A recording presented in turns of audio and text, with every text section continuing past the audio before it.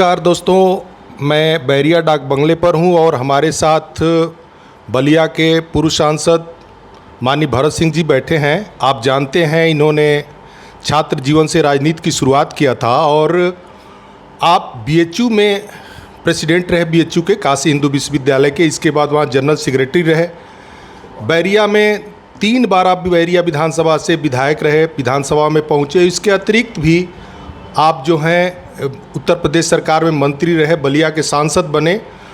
हमारे बीच में है, काफ़ी शुरू से संघर्ष किया इन्होंने छात्र राजनीति से ही, और अपने बदौलत, अपनी कर्मठता के बदौलत, अपने परिश्रम के बदौलत, अपने कार्यकर्ताओं के बदौलत वो मुकाम हासिल किया जो राजनीति में काम करने वाले लोगों की एक सपना होता है। उसको इन्होंने साकार किया अपने जीवन में, और शायद सब कुछ इन्होंने हासिल किया, पद, पैसा, प्रतिष्ठा, सब कुछ किया। और आज भी दोआबा के लोग, बलिया के लोग भरत सिंह को आज भी एक्टिव है। हर लोगों से मिलना जुलना, शादी विवाह, न्योता हकारी, जहाँ भी पूछिए, जहाँ भी देखिए, भरत सिंह जी आपको ज़रूर मिल जाएंगे। तो मैं आप इन्हीं के साथ हूँ। नमस्कार सर, आप आए हैं बैरिया, आप आते ही रहते हैं, आपका घर भी है।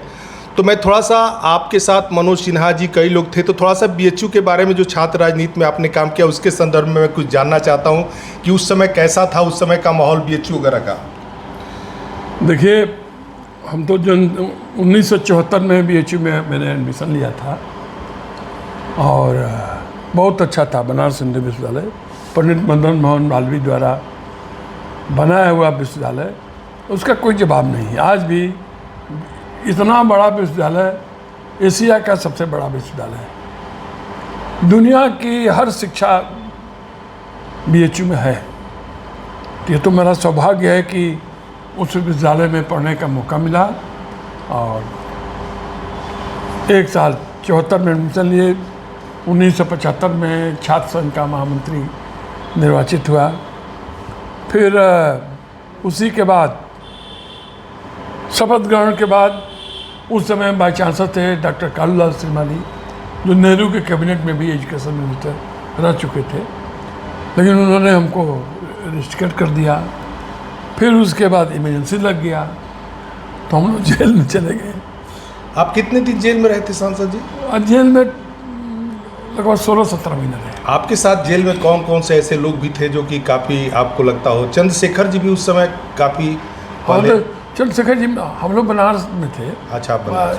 चौका घाट जेल में रहे कुछ दिन, और उसके बाद जब मीसा लग गया तो सेंट्रल जेल शिवपुर वहाँ गए।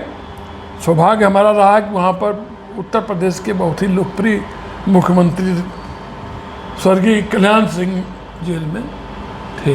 अच्छा। बिहार के बहुत ही क्रांतिकारी नेता श्री स्वर्गीय लालबहादुर चौबे जी भी थे जेल में। जी।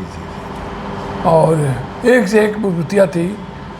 स्वर्गीय जनेश्वर मिश्रा जी भी जेल में थे। इन लोगों के साथ रहने का सौभाग्य मिला, तो बहुत अच्छा रहा। और ये जैसे आपने यहाँ पर एक जो आपने उस समय, हमको याद है, हम लोग तो छोटे थे लेकिन देखते थे कि आप काफ़ी बीएचयू से बड़े बड़े डॉक्टरों को लाते थे। उस समय इतने अस्पताल हुआ नहीं करते थे, या जो भी अस्पताल भी थे तो इतने संसाधन नहीं थे। तो उस समय आप यहाँ के लोगों के लिए काफ़ी, जब कोई ऐसा रोग हो जिसको दिखाने में गरीब लोग नहीं पहुँच पाते थे, तो आप उनको ला करके यहीं पर डॉक्टर बुला लेते थे। उस समय कैसे ये सब पॉसिबल हो पाता था? देखिए, अब तो बहुत लंबी बात हो जाएगी, लेकिन फिर भी एक एग्जाम्पल मैं बताना चाहता हूँ कि हम बीएचयू में जब सेवा काम एडमिशन लिए, पढ़ने लगे, तो एक पेशेंट के ऑपरेशन का मामला हुआ। उस समय हमारे प्रेसिडेंट थे डॉक्टर दूर सिंह चौहान, जो बाद में वाइस चांसलर भी हो गए थे। मैंने उनको अनुरोध किया कि एक पेशेंट है, उसके ऑपरेशन में आप थोड़ा सा सहयोग कर दीजिए। कहे तो उन्होंने कहा कि आप सब अपने ऊपर कॉन्फिडेंस लाइए और खुद आप बात करिए। तो फिर हमने किसी को खोजना बंद कर दिया और खुद डॉक्टरों से पूरे बीएचयू में लगभग 15-16 साल हम रहे। कभी भी किसी डॉक्टर से मेरी बहस नहीं हुई, किसी से झंझट नहीं, झगड़ा नहीं।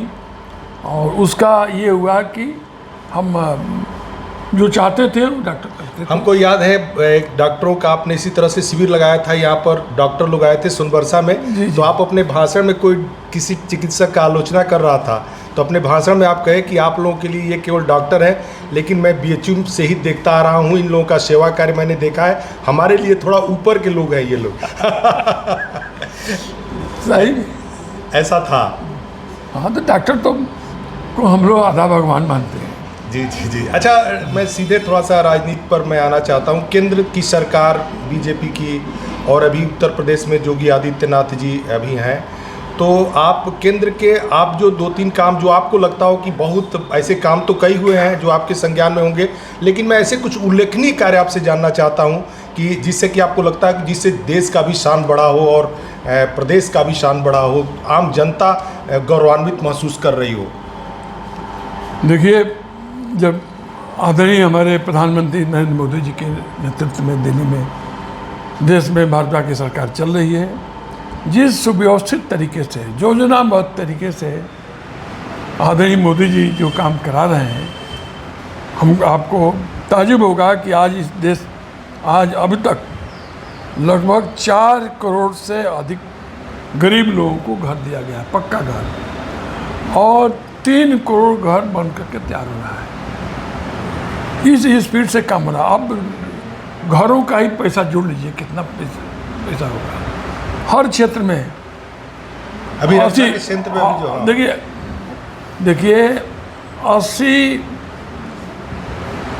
82 करोड़ लोगों को फ्री में राशन दिया जा रहा है। 80 करोड़ से अधिक लोगों को फ्री में राशन, अरे चावल। जी बिल्कुल। ऐसा किसी सरकार ने, एक सरकार आई, नेहरू के बाद बहुत सरकारें आई, लेकिन किसी ने इस प्रकार का व्यवस्था नहीं किया।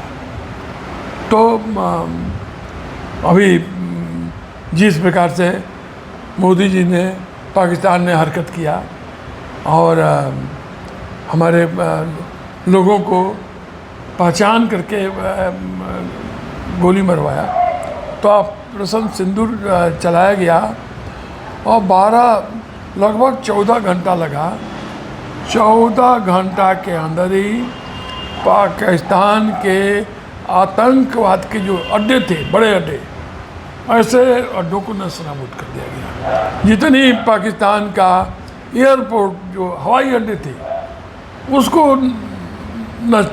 भारत की सेना ने ये इतने पर आ गया पाकिस्तान।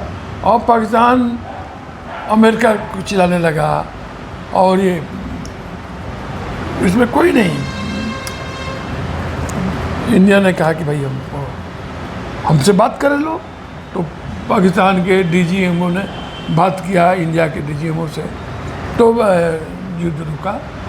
अच्छा, थोड़ा सा उत्तर प्रदेश पर भी इस समय कांवड़ बिहार से और कई जगह महत्वपूर्ण, काशी में, हर जगह जहाँ जहाँ हमारे शिव मंदिर है, भक्त कांवड़ लेकर के एक जगह से दूसरी जगह जा रहे हैं।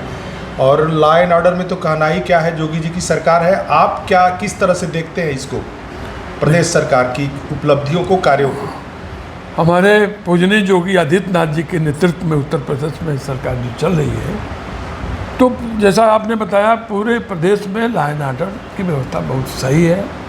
जिस प्रकार से कांवड़ यात्रा को सुरक्षित, सुगम बनाया जा रहा है, जिस प्रकार से अर्धसैनिक बलों की व्यवस्था है, जागरूकता है, इसलिए ये बहुत अच्छा, योगी जी के नेतृत्व में बहुत अच्छा काम हो रहा है। और अंतिम प्रश्न एक आपसे ये कहना चाहेंगे कि द्वाबा में अभी आप आए, मतलब आप तो घर ही है, आपका तो आना जाना लगा ही रहता, लेकिन न्योता होता करने का जो, तो क्या अभी भी इच्छा है कि इस तरह से लोगों के साथ? नहीं, देखिए ऐसा है कि हाँ।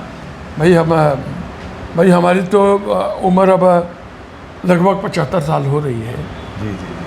और इसलिए हमको अब चुनाव तो नहीं लड़ना है, लेकिन यह है कि इस क्षेत्र में हमारी लड़की विजयलक्ष्मी एक्टिव है, तो जो जिस प्रकार से अब आप लोगों का आशीर्वाद चाहिए, मैंने चर्चा कर दिया कि वो अब हम मतलब इसमें चुनाव लड़ने के मूड में नहीं है, न लड़ना चाहिए, क्योंकि अभी हमारे आरएसएस के सरसंघचालक पूजनीय मोहन भागवत जी ने कहा कि 75 साल के बाद हमको सबको सक्रिय राजनीति से अलग हो चलिए, आपने हमसे बात किया, बहुत खुल करके आपने हर मुद्दे पर अपनी राय रखी, अपनी विचार रखी। बहुत बहुत धन्यवाद। नमस्कार। जाए।